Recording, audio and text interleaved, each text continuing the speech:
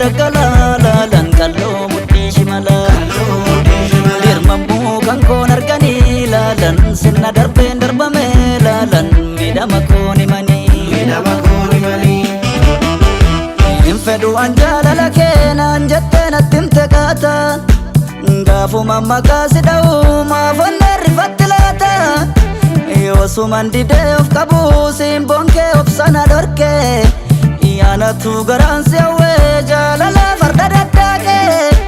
simboo si boonsu qabda sirriidhaan siif jedhee of dhabuun dirqiidha simboo si boonsu qabda sirriidhaan siif jedhee of dhabuun dirqiidha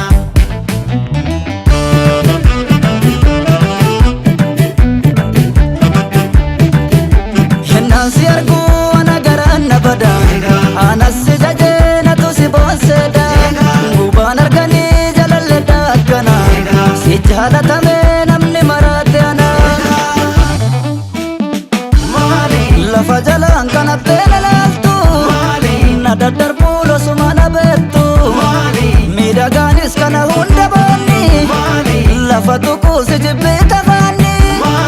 obsi kan koo hanga yoomi laata roorrifamuun jaalala keemni beekta boonni keessatumaan aarsu jaalala keen dadhabee si dhiisu lapheen hin bartuu damma koo lapheen hin bartuu diddee namattuu damma koo diddee namattuu gottu dadhabee damma koo maaliif na didda sitti himadhee damma koo booda na dhabda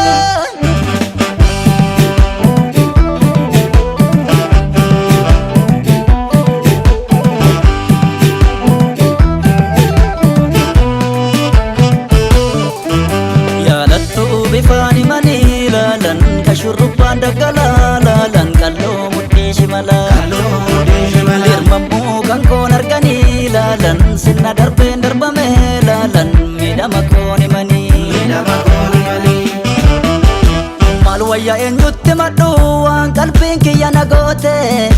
yaalattu bifaan himanii siin bookeen kan natti bante si wayya garaanan darbiin jarjarte tasa badeetti anumatu beeka maraa waan ishiif ta'e dhaqsaatti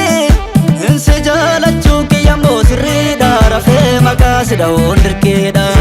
si boonsu qabda sirriidha siif jedhee of dhabuun dirqiidha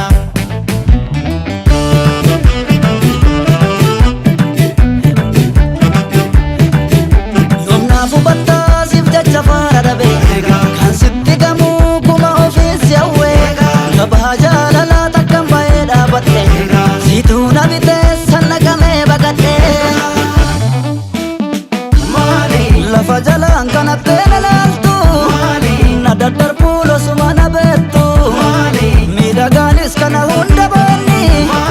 lafa tuquu si jibbiita faanni obsi kan koo hanga yoomi laata roorrifamuun jaalala keemni